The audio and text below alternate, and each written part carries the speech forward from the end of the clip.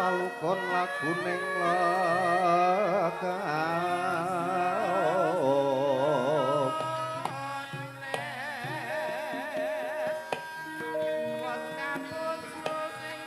lukita linuting kitung kadereng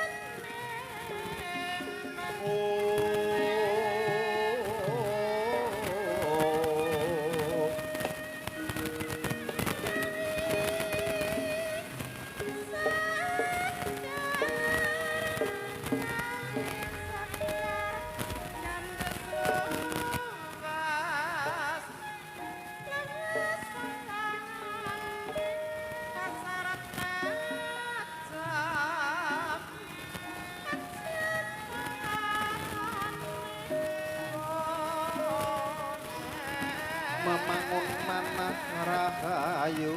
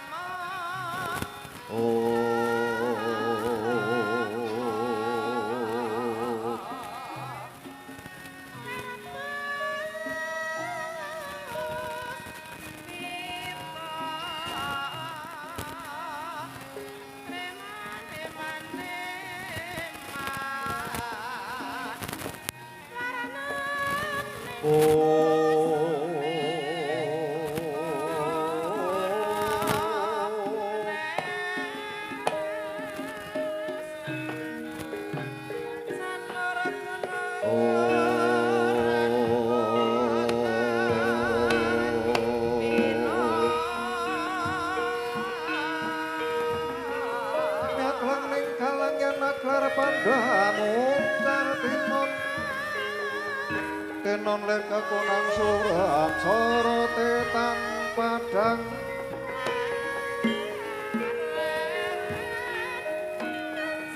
kasolan pacaring gakono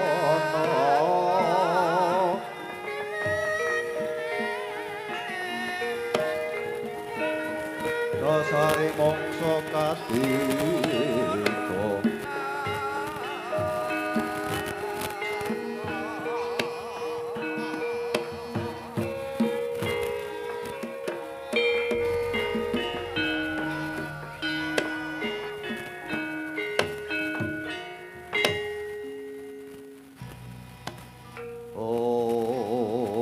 Ilaheng Om Ilaheng atik namaku promosi dan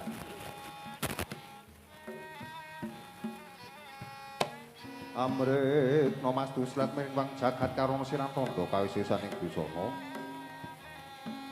sono sinawung langan wilopo estu maksi lestantun lampahing Buddha jinantur tutur katulo tetelo tulat miladya paradya ngupama prameng niskara karo nedya tuming jaman purwa wili suda trah ingkang dinama-dama pinardi tameng lelata mangkya tekep wasananing Gopita tanwa ngrenggeng pralambang patumpa-tumpa marma panggung panggang panggunggung sang muruing tata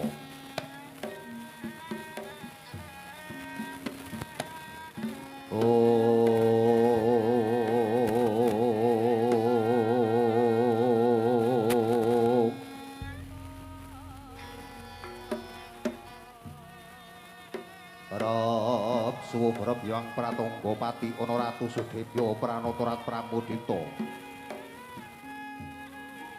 mantra-mantra wetan angendanu kilen kinalingan hasta gangga wirantanu asta tangan gangga banyu wira papan tanu teksing tulis sapa pundi papan saha tulis saweneh wonten ingkang mastani sapa papan sawane wonten ingkang mastani sepuh tulis yen dalang mastani papan saha tulis tanpa beda udaring para winasis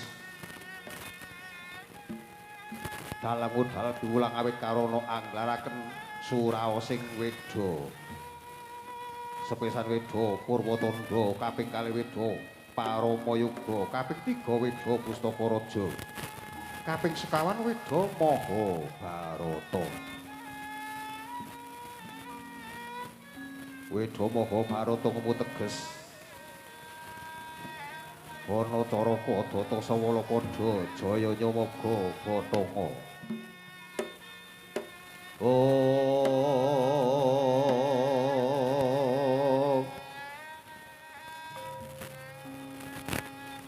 ana caraka dumunung wonten ing jagat wetan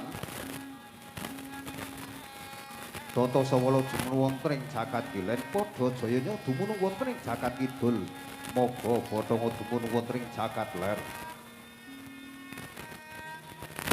mila kinarya bebukaning kandha wijiling perang Barata perang budi kang tetela kinarya telah sing labet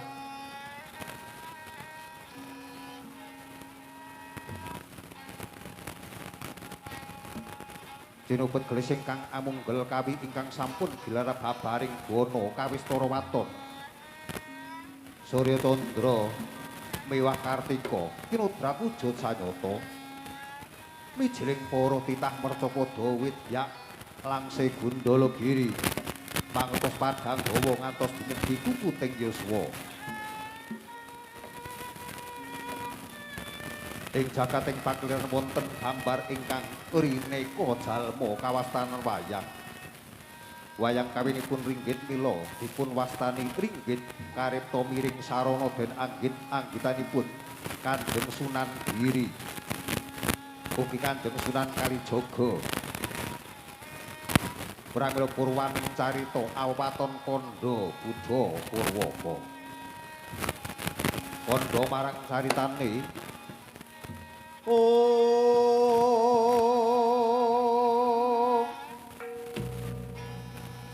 Buddha marang asali Purwaka marang kawitane bocah ingkang katon remu-remu kasorotan Hyang Pratangga Pati Saking katebyan katun jenggereng lamat-lamat kasaputing pedhut yen den caketi wujuding negara ingkang endah warnane sentosa beteng Haluwerdini mila den wastani negari Ngastina. Pramila Uskuntudat negara Ngastina negari kang panjang kunjung pasir pawir gemah ripah karta Toraharja. Basa panjang marang dawa basa kunjungi kuluhur basa pasir ngarepake samudra mungkin araning gunung. Pasang rekiting praja negari Ngastina ngukuraken pagunungan ngiringaken pategalan ngayunaken samudra mangku bandaran ageng. Pramila kathah para kawula saking liyan praja ingkang samya anggur Gusti samya nderek gesang wonten ing negari ing Ngastina.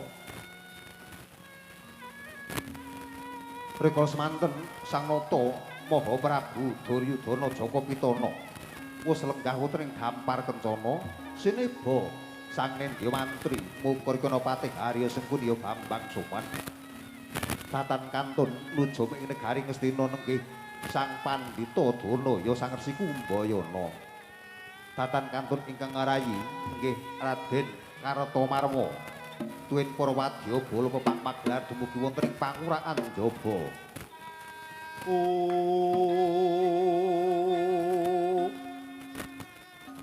Pramila pasewakan agung negari Ngastina senajan tepapan jembar dinulu ketingal rupak saking kathahing para wadya bala ingkang sami mara seba.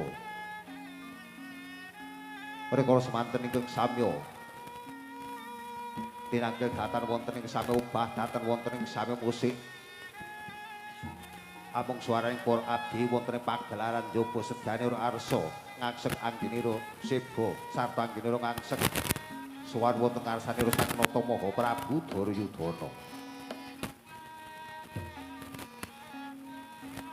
Ingkang kapiyan samung swaraning para abdi dalem pradonga ingkang samya natap bangsa tuwin pangli ing Widawati. Ingkang sami asung pakurmatan dumateng wiyosira Sang Nata Maha Prabu Duryudana ya Maha Prabu Jaka Pitana.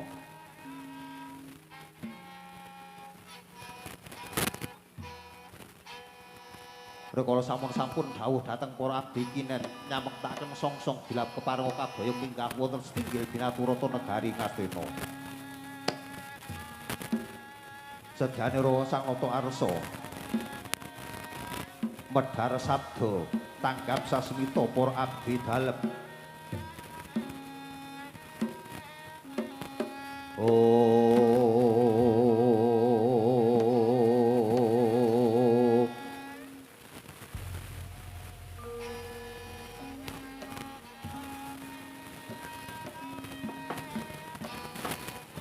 Sang Nata dawuh dhateng para abdi supados kepareng majeng sarta njajari lenggahira.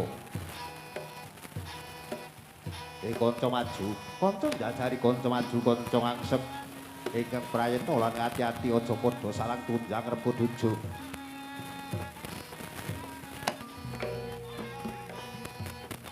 Kanca maju.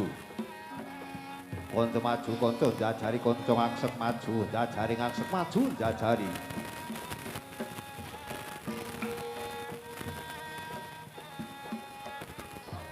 Supaya nyaket anggone padha seba Sang Nata Arsa lenggah wonten Dampar Kencana. Songsong bilap sampun kabayang minggah setinggil binaturata negari Ngastina. Yen katondra saking matur katon sumara ya dal.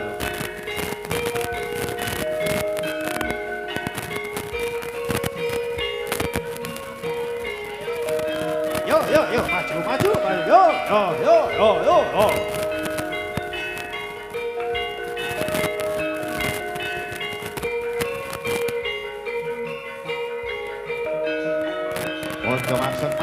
Aksen maju. Ing nagari Ngastina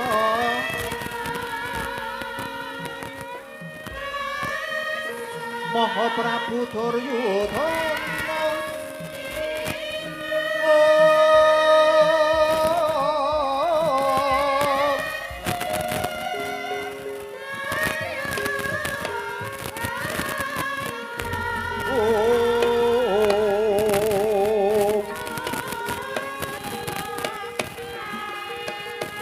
nuju Ari Respati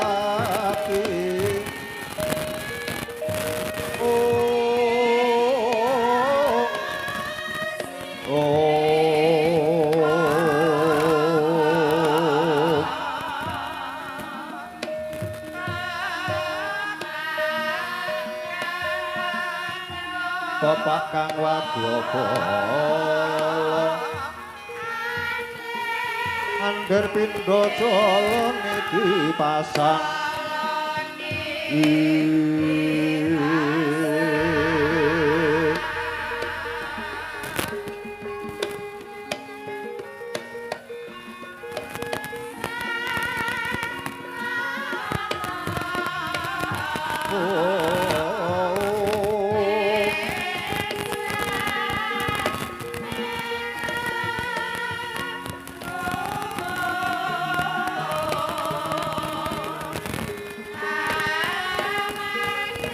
amadang jroning pasewakan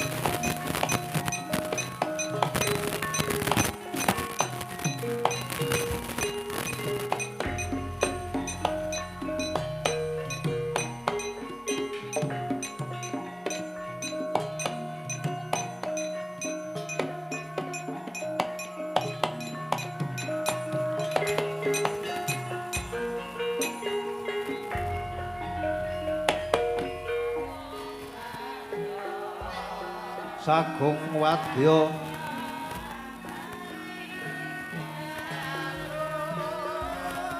muga lir kanjaming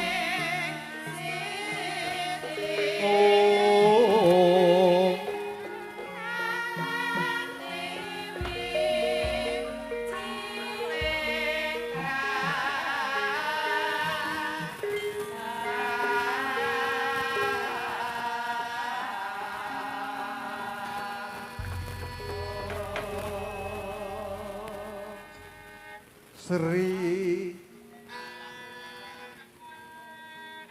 tenoning pasewakan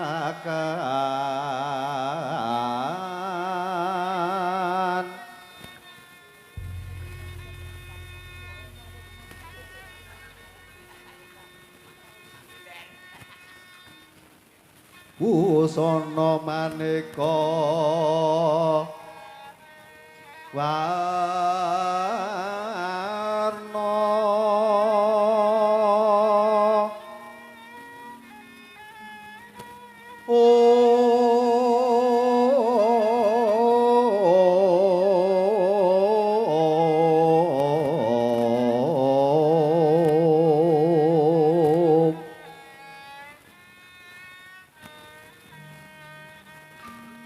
Sepak puspitenghu yana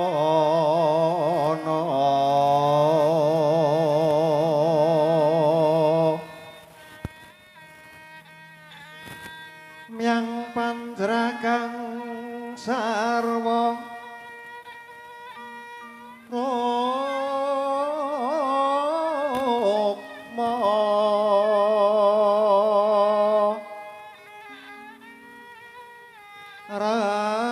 rangging manik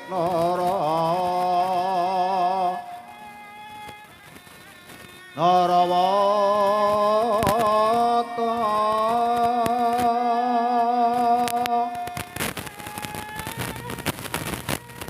Obro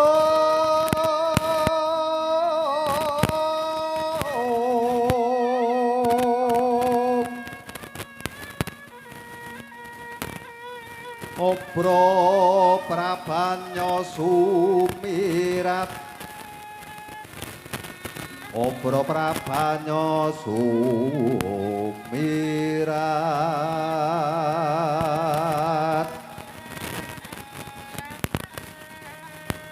Garing tejo laliwaran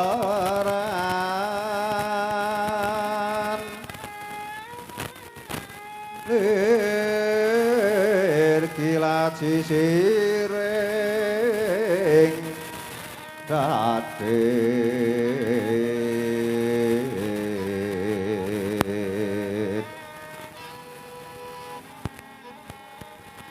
wimbuh kekondom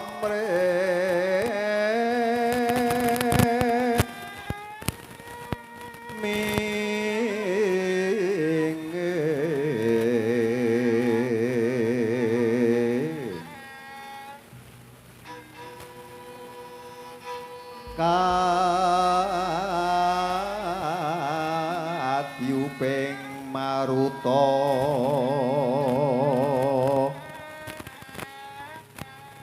maruta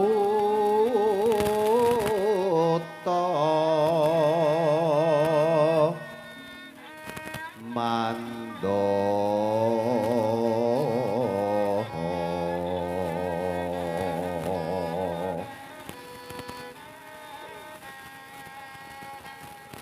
saparan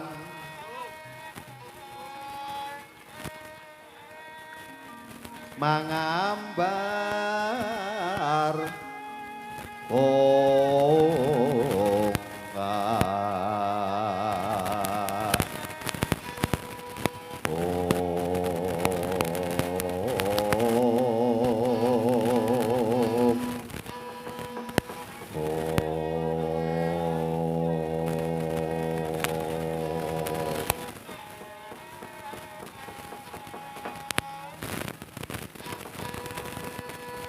ratune ratu utama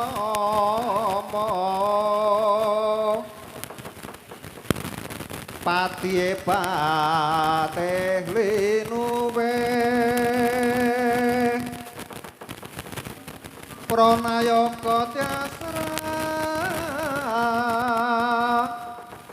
arja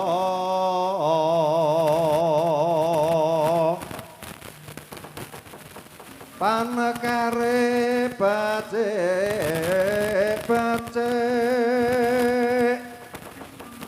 parantene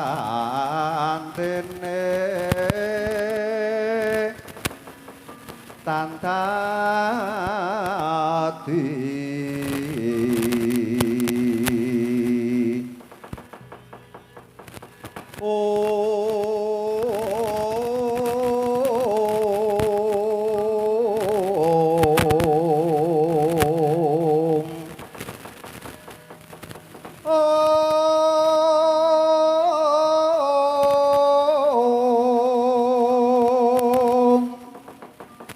Paliase kala bendu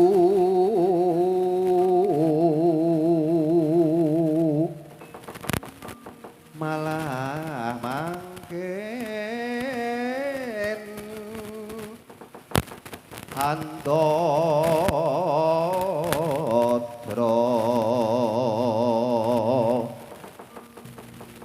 rupe kang ngararipati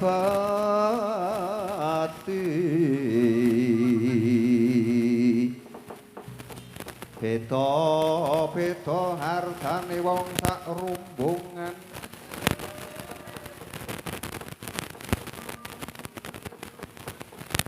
wong sak negara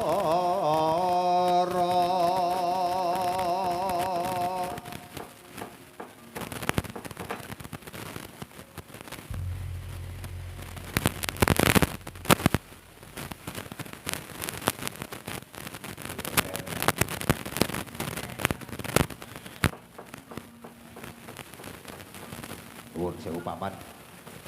Paman Haryo Sengkuni sak sapunipun paduka paman lenggah kanthi prayogi. Kepareng ing putra sejati mengaturaken perpati mono-mono kanthi raharja rawuhipun paman Haryo Sengkuni wonten setinggil Binaturata paman kepatihan. Kawula nuwun inggih anak Prabu. Sak langkung anggenipun pun bapa kejatra sing manah. Kenging kula ngibarataken wonten ing Jawi kados dene katempuh ing Marutosa sinambring gelap. Brakapan sing manah kula anak Prabu. Sak sampunipun paduka anak Prabu paring dawuh dumateng pun bapa kepatihan taun sing manah kula pindha. Sinirap tirta ing wayus windu ger anak Prabu Duryudana. Punapi sababipun paman Haryo Sengkuni sadhe penggalih kados mekaten paman Haryo Sengkuni. Kula nuwun inggih nggih. Estunipun ingkang bapa menika ing Jawi rumaos. Sangga runggi anggen kula badhe swansa dalem anak Prabu Duryudana awit ngurmaosi bilihipun bapa menika andhap panggenan kula sarta kalenggahan kula namung minangka dados parangka dalem nggih anak Prabu Duryudana. Ajrih mbok bilih anggen kula sowan kalepatan mungsa dalem anak Prabu Duryudana. Paman Haryo Sengkuni sampun atus kagungan pekalih kados mekaten. Sedaya menika wau tiyang gesang wonten ing Madyapada menika sampun dados panggulanipun ingkang pun wastani lena kali apes lan mati paman Haryo Sengkuni. Kula nuwun inggih anak Prabu. Pramila saking menika sawetawis keparengga kaprayogaken anggenipun lenggah paman Haryo Sengkuni. Kula nuwun inggih kados sampun boten kirang setunggal menapa sawanipun ingkang bapa kepatihan nggih anak Prabu Duryudana. Kula nuwun inggih nuwun sewu paman Begawan Durna. Sasampunipun paman Begawan Durna prayogi anggenipun lenggah keparengga putra Jengatika kula ngaturaken perbagi Bana-Brama. Kanthi raharja rawuhipun paman Begawan Durna. Paman Begawan Durna inggih paman ing Sukalima. Kok gondhok bleguduk motol-motol. Kok motol-motol. Napa ta? Monyor-monyor. Oh, alah. Kelengane kula motol-motol kaya nggone Dik Tri. Sampeyan niku pendhita kok malah ngendika kok sakarepe dhewe. Nggih, pun sewu nggih. Napa pamujinipun anggen Prabu Duryudana sawanipun ingkang bapa kados tan manggih beda satunggal menapa. Kejawi saking menika pun bapa katuraken pudya pangasta mugi kunjuk wonten sandhap padha anak Prabu Duryudana. Paman Begawan Durna kula tampi mugi tansah mawakono kawidatanipun ingkang putra paman Begawan Durna. Kula meninggih nggih prayogaken anggenipun ingkang inggih kados sampun boten kirang tunggal menapa anak Prabu.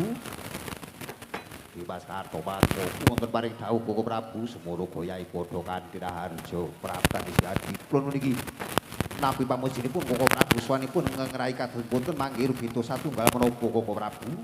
Pramila saking menika pareng rai padha ngaturaken sembah pambekti mugi kunjuk wonten sandhaping padha mawantu-wantu. Koko Prabu Duryudana tak tampa pamujine siadi.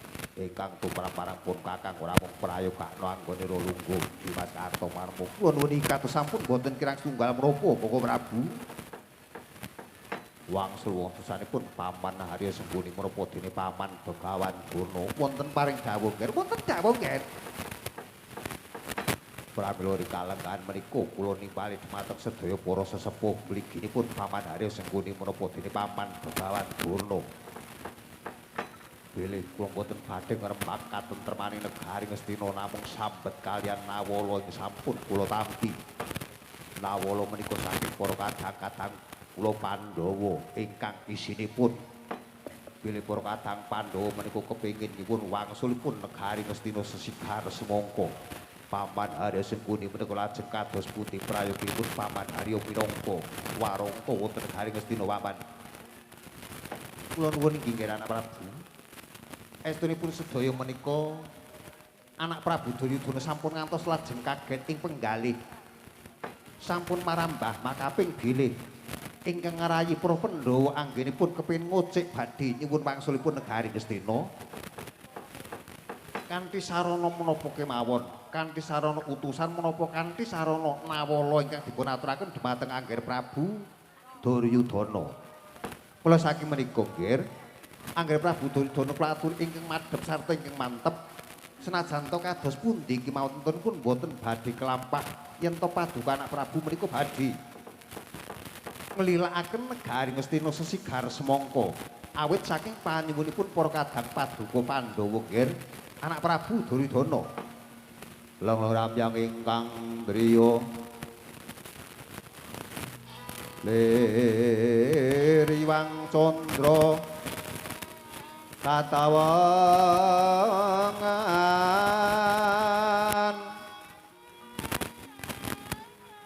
Sumu ing cas kang kaduridan limut kabyataning grujit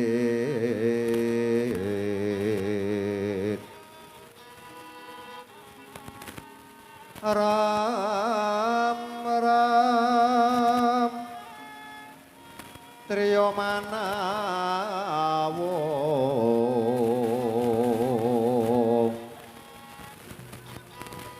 kakuwung ing iwang misesa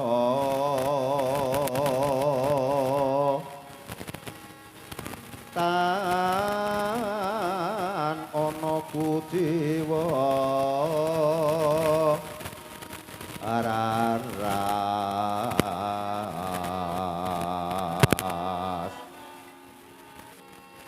araras rumedheng ing akasa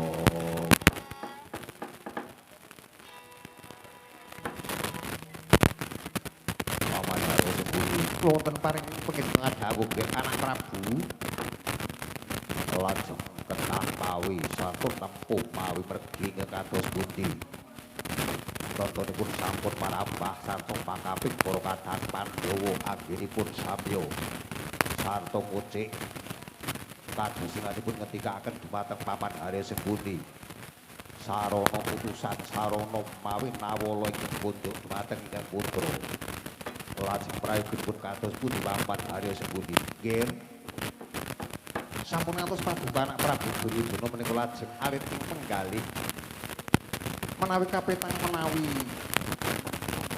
kapenggalikan pinjil ketentonipun angger Prabu Duryudana menika kagungan kadang ingkang sekedhik wilanganipun upaminipun ing samanten sampun abrenajem ing antawasipun kadang paduka Kurawa kaliyan para kadang paduka Pandhawa kula kinten boten badhe sasat utawi para kadang Kurawa menika tartamtu bilih menika saged unggul juritipun awit sampun cetha bilih kadang paduka menika boten sekedhik wilanganipun para Pandhawa basanipun namung gangsal glitir menawa badhe kelampah ing atasipun wong 5 kok kalah karo wong 100 upaminipun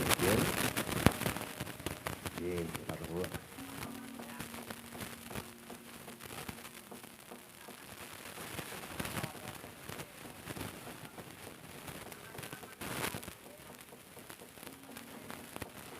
nggih niku nggih purun kula. Kene Kang, kene Bayi.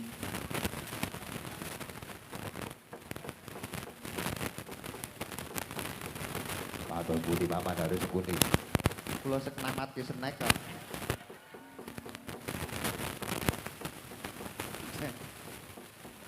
Paman Sembuni menika sampun dangu kamuka sampun sepuh. Nawuhi jaman kina. Yen to sampun wonten ing pasewakan agung ingkang dipun pirsani menika boten wonten sanesipun kejawi namung pategan kemawon. Lho tiyang gesang wonten ing Jagatraya menika saged gesang saged makarya menapa kemawon yen to padharan menika dipun cekapi nggih. Menapa paman Arya Sembuni dereng cekapi iki sampun disambut. Mila wedhasing menika atus pundi? Caranipun anggen kula badhe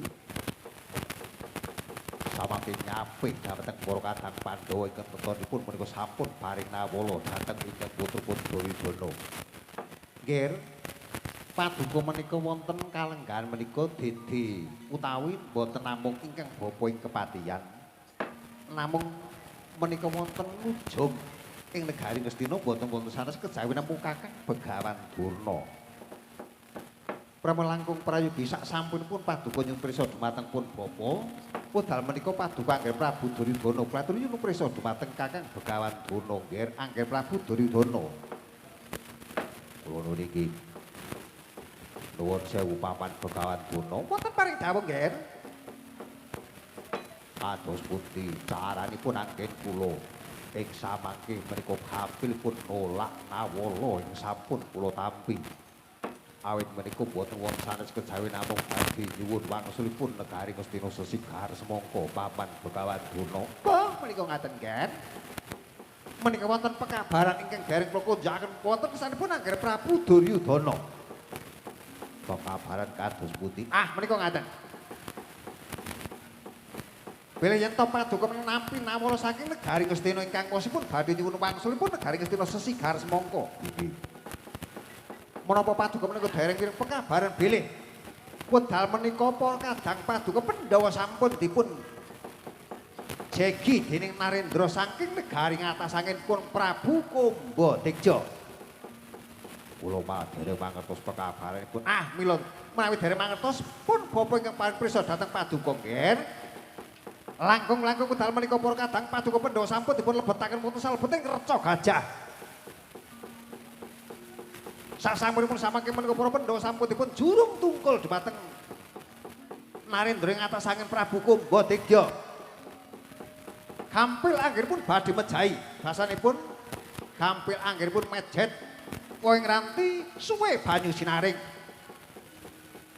Sakmenika negari Ngamarta menika sampun komplang sampun dipun lenggahi ratu saking tanah sabrang. Menika pun Prabu Kumbadigja. Menika para estu para kados. Lha menapa pun bapa menika nate dura, nate goroh dhateng paduka nggih. Pramila saking menika Angger Prabu Duryudana klatur tenang penggalipun tenang.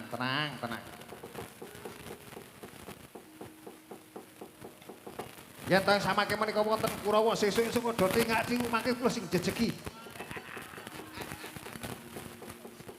Angger ngono sampun mak ora lunga-lunga iki yo piye. Sedang kula kemawon anggen kula nuduhaken dumateng Angger Prabu Duryudana. Minangka nuju wonten negari Ngastina menika boten badhe tida-tida nggih. Mila yen Angger Prabu Duryudana menika boten pitados dumateng aturipun ingkang bapa ing samangke kula mbuktakaken piyambak. Bilih negari Ngastina utawi wonten ing alun-alun menika wonten satunggaling gajah inggih menika ing lebetipun para kadang paduka Pandhawa. Ing samangke menika badhe dipun tingkes sarta badhe dipun perjaya. Boten mawi cara Angger Prabu Duryudana menika aben ajeng namung saged kasembadan yen teng samangke paduka menika badhe mukti wibawa Nyakrawati mbau dendam mbau denda. Kok mbau dendam? Mula saiki menika nggih paduka klatur mriksani. Klatur pitados dhumateng pun bapa burih ing samangke menika anggenipun badhe nyirnakaken dhateng para kadang-kadang paduka Pandhawa. Langkung-langkung menika sampun dilebetaken wonten salebeting reca gajah menika kanthi mateni ten sampun rampung. Nggih. Ya taturipun paman Begawan Durna kadung mekaten kenging kula pitados. Tartamtu kula rumangsa bombong rumaos mongko kraos ing manah kula. Sarta paman Durna saestu anggenipun lair batos setya bekti dhateng negari Ngastina. Oh nggih, Ger. Prawa saking menika Adipati Harya Sengkuni sampun ngantos lajeng kendel kemawon. Kula aturi mbuktakaken. Biling samangke para Pandhawa menika sampun sira margalayu. Awit sampun sawetawis dangu anggenipun kalebetaken wonten salebeting reca gajah. Oh, kula kok gek krungu niki. Pancen samangke patih ora tau gatekake kok. Bukane ngene terus sawetane iki lekase saka kene ngono ki jane wis do mudeng.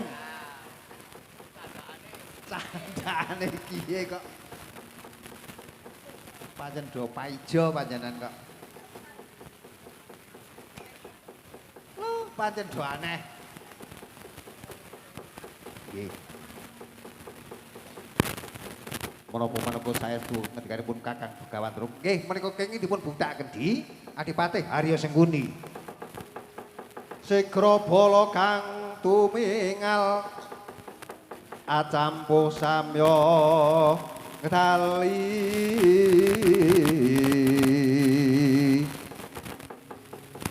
ler tatit dilating keoto dahyang gumanguncang niti benjang sangat jimicilati nyangat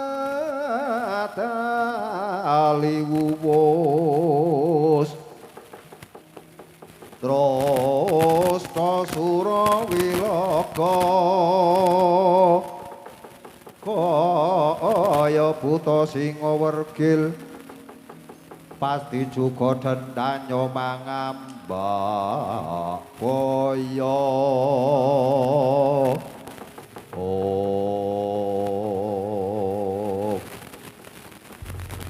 sebab yalai kono to menawau kawusa Maha Prabu Duryudana sigra nglengkahi Triklawa kok Triklawa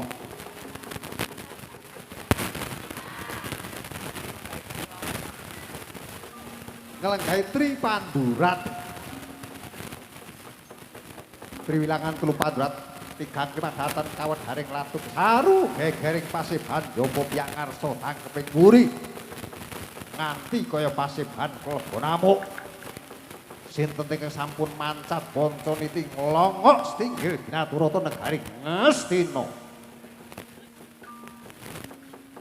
nenggih wulu cumbu ing Madukara Kilurah Petruk Kantong bala ing sampun miyak sanggianing para wadyabala ingkang sami maraseba mangkono halo ing para wadyabala Hikantana Daya Gradaya kaya minggir piyak minggir piyak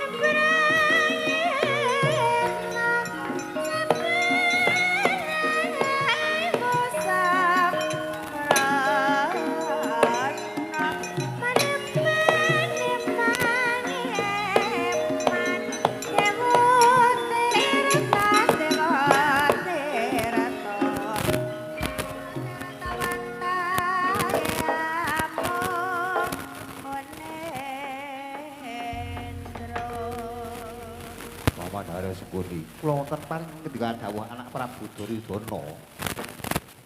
Dereng ngantos dangu anggenipun para punden sepuh sami gunem raras Gandharasa.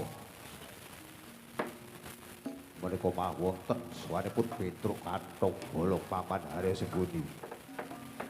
Inggih nggih prayoginipun ingkang dipun dangu supados ing samangke Angger Prabu Duryudana menika kedah nglenggahi Narendra ingkang berbudi bawa laksana nggih Angger Prabu Duryudana paman Haryasengkuni nggih. Ora mengkono Petruk Kanthong Bolong sause kowe prapta ana sedhinge Biraturata negara Ngastina padha kanthi raharja Petruk Kanthong Bolong. Sowan kula wonten ngarsa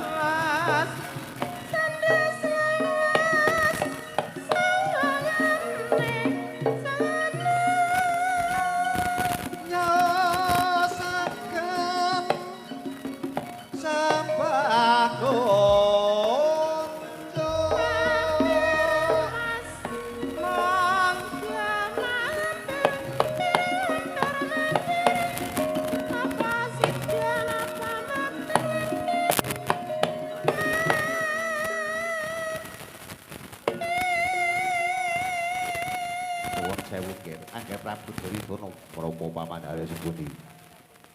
Menika wuruk mangke sing kon entek ki mesti sampeyan. Kula tek niri tembang iki. Sataya samyama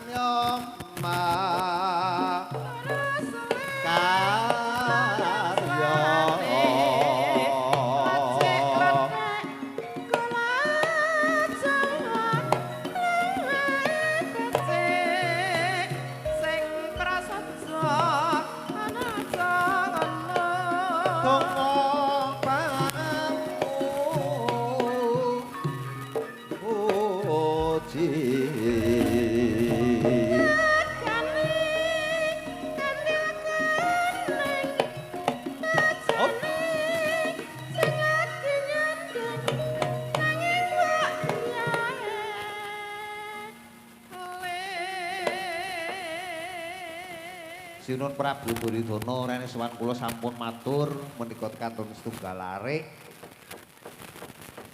Nyuwun menapa Pak Ndara Patih Sengkuni menapa Sang Tapa Begawan Duna menapa Sinun Prabu piyambak ingkang badhe nyarirani kula aturi nelasaken tembang menika. Apa biyung ban sing kono ya kena sing mangga biyung ban.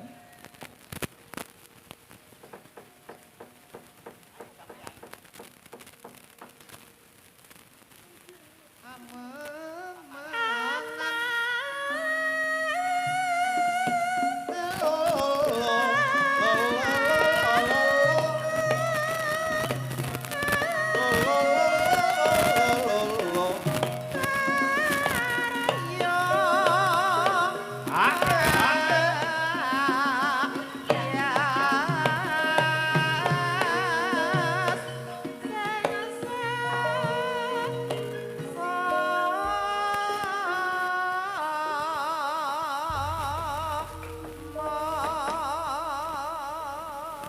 Nuwun sewu sinuwun.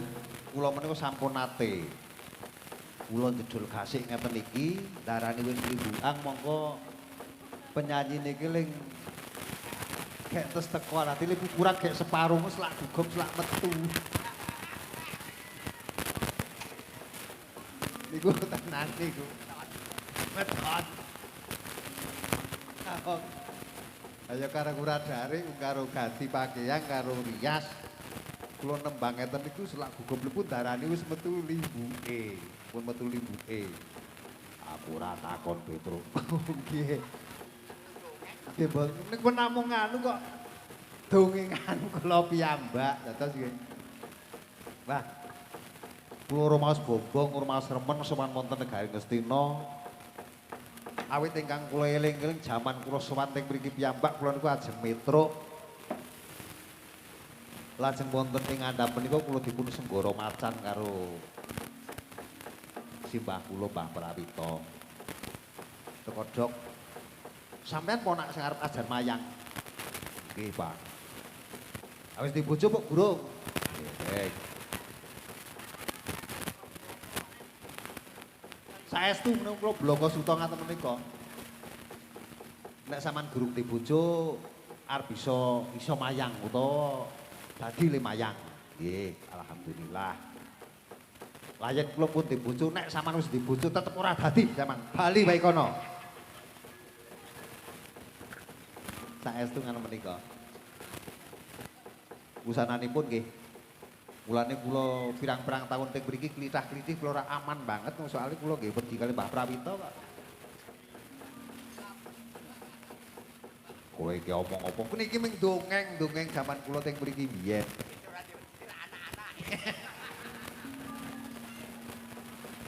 Nek nggih nganu kok cara patih sing kuni. Nggih ora beda.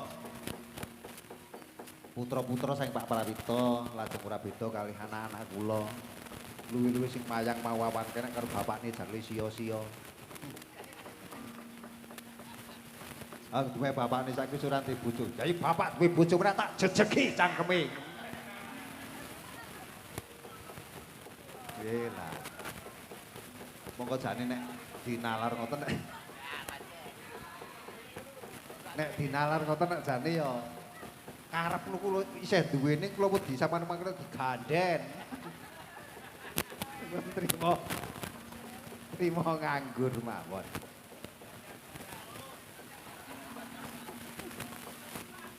Nggih saya nganger kelingan sing bonang kaya anger ngono parang alah malah ora bayar. Mbak Degawa nganti bisa katut muni ngono kuwi mergo polahe sing bonang karo nyong kuwe kok. Ya Allah, malah ora bayar lah lunga.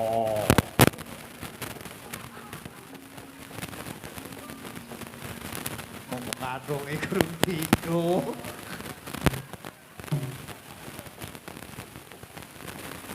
Kena cerita meneh mengko wae sing ngendak tak critakake kok.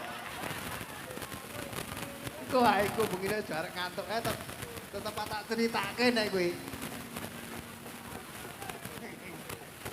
Wis luwih buke saiki wayang ambung iki teko do buka-bukaan padi ngono wae.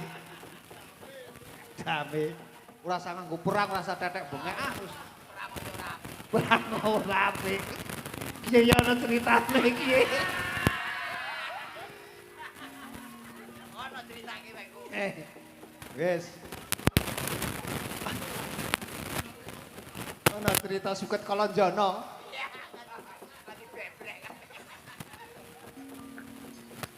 Luweh buke sing penting begini gini teko do anu mawon. Godane mawon.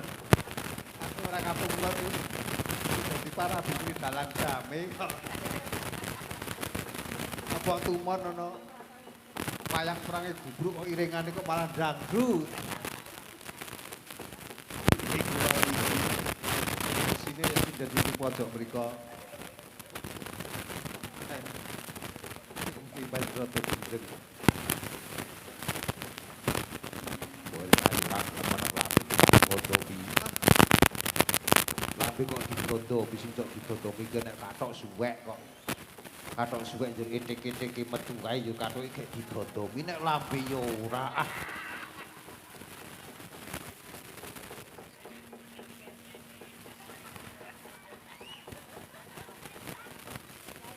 Apa kae? Bocah kok jerit-jerit. Ora. Kok jeneng ngomong sing rondo.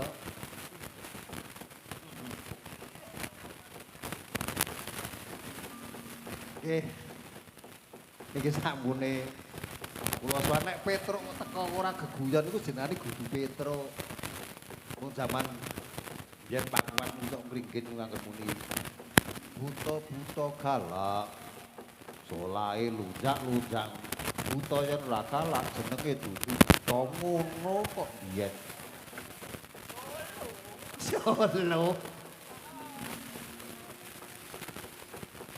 Nggih nuwun sewu sinuwun menika namung kangge gegojekan kemawon. Ah sing wayangan muni pakem-pakem ki malah do ngantuk. Terus sing penting suweng iki kok nganu kok arep do tak udan-udan wadine dhewe-dhewe ku niku. Ya nanging tekamu ana negara Tirono wis ati apa Petruk. Nggih. Sowan kula menika estunipun ingkang kula padosi sarta ingkang kula upadi menika boten wonten sanes kejawi namung nujung negari Ngastina. Nggih, Sang Tapa Begawan Durna. Kowe bakal sarep parang papan Begawan Durna. Nggih. Kira tak lirak-lirik awet mau rak. Kanca ketoprak gitu. Kuwe. Nah. Pas lunga sik ketoprak kernyong. Kang Parik.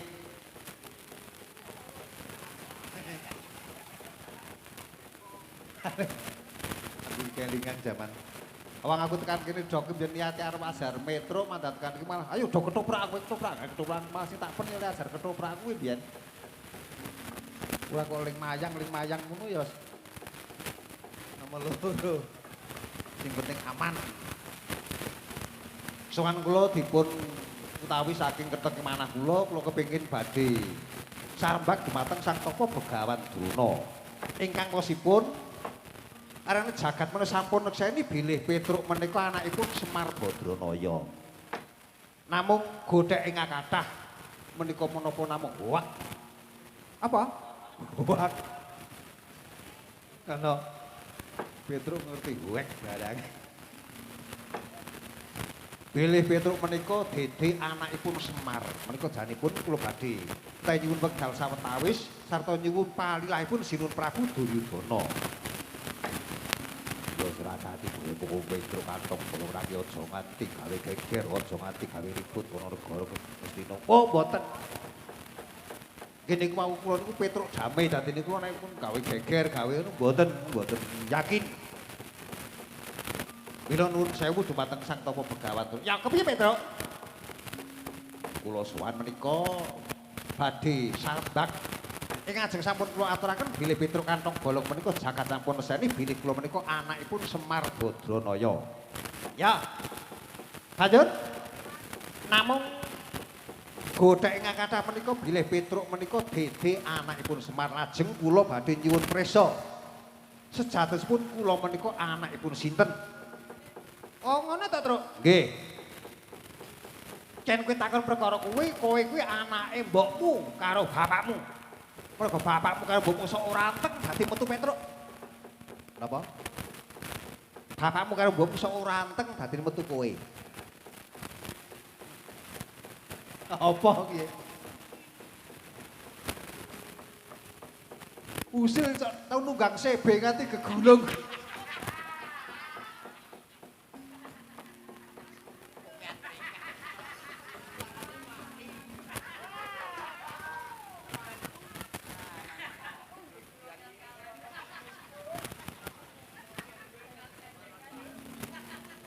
Tekan ngomah darani gebugi wong sebelah ini nunggang CB gulung.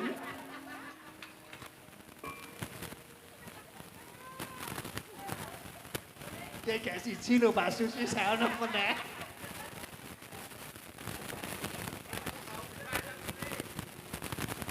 Luweh kok, Kang. Teparek ubah-ubah kowe saiki aku. Iya. Apa? Nunggang sepe gegulung sandal ilang siji. Ah, biasa.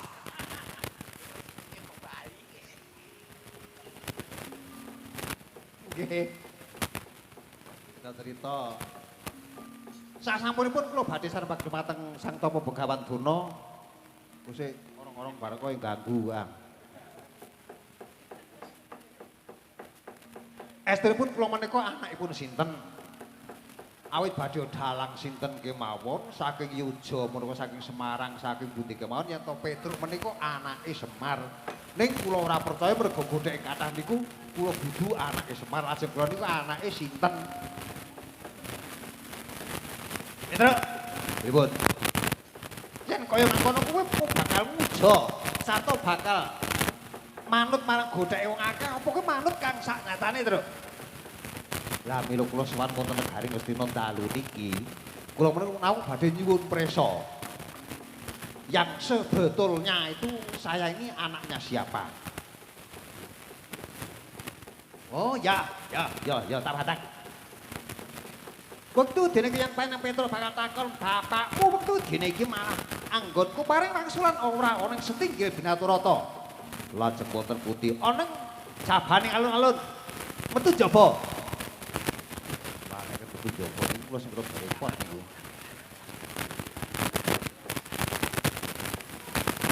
Ang sing rada gathuk niku nek. Jero. Lakon ono dalang kesamplungi wong iki. Tegesipun metu jaba menika metu ning jabane alun-alun. Awit yen to sameng panggonku bakal paring wangsul marang kowe. Kepireng dening Angger Prabu Duryudana. Dianggep aku ki mbancinde panjiladan. Oh, ngoten. Karepe ngoten iku. Ya. Nggih. Kula manut mawon. Yen to mangke kula kudu oleh pekabaran kang gumathok. Kula iso cetha yen to kula niku dede anake Semar. Awang bengi niki ya nganu kok bingungi dagelang barang kok lakone niki. Lho kok bingungi dagelang? Ayo nganti para sinden-sinden kisruh niku pripun to sak benere pripun lakone niki pripun? Ayo lakone ya mengko di ngantu apa di rampunge nganti sesuk sak genah lakone lakon apa muni ngono kuwi kok. Dagelane nganti bingung, wah, boten mawon Pak Di, nek lakone niku. Jebul ana sing salah ling nulis, ling ngubah kuwi dadine malah rada geseh.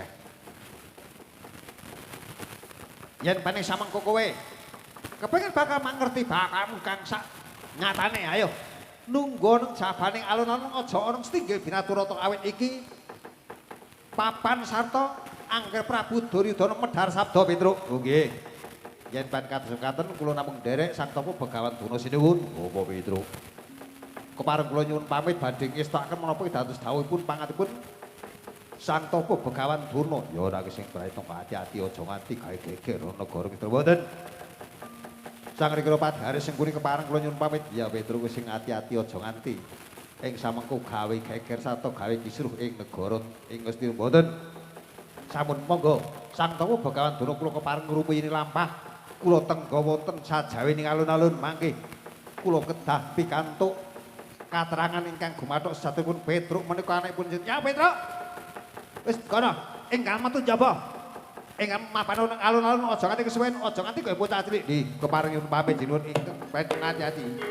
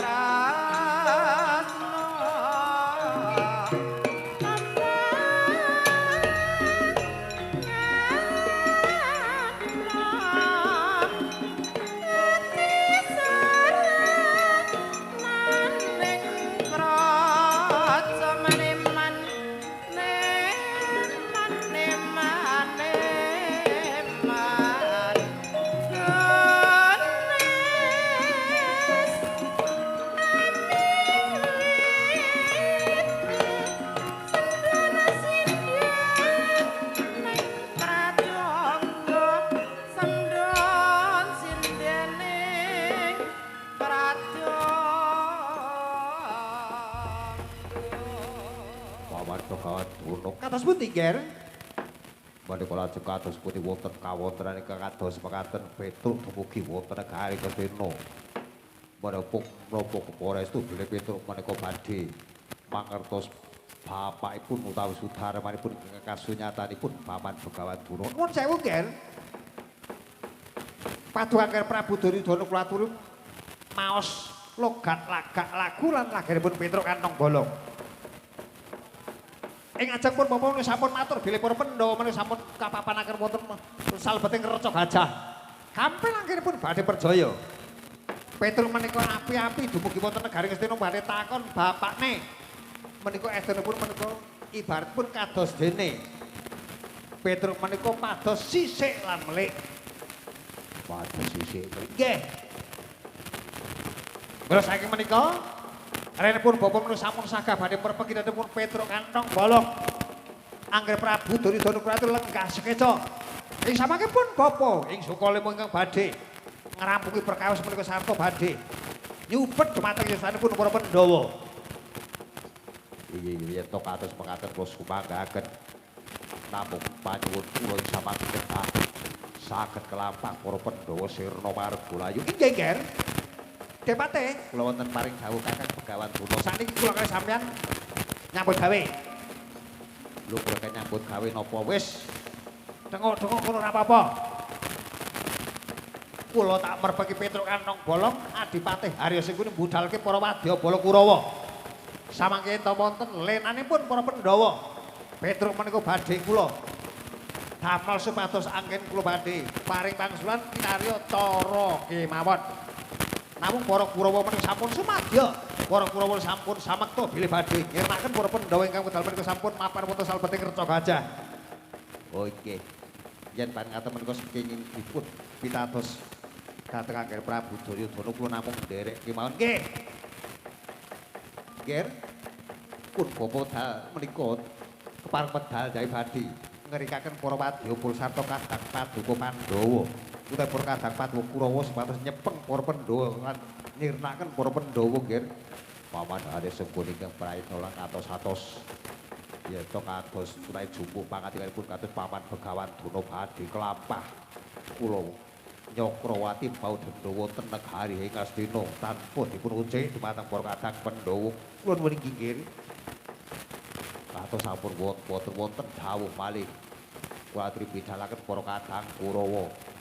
Daya-daya kula badhe kundur hamenaton Paman Harya Sengkuni. Kula nuwun inggih anak Prabu nderekaken kaluhuran tindak paduka anggen paduka maring kundur hamenaton Angger Prabu Duryudana Paman Harya Sengkuni iki.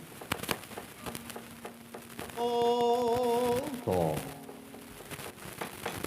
Wis paripurna sabdaning sinandura ingkang anggerkane sabda Pandhita Ratu sabda Pandhita Ratu gedhe pangwasane. Rikala semanten Maha Prabu Duryudana arsa kundur anggedaton. Kundurira Maha Prabu yen to katinonsa saking mandra tansah gegleyungan kundurira.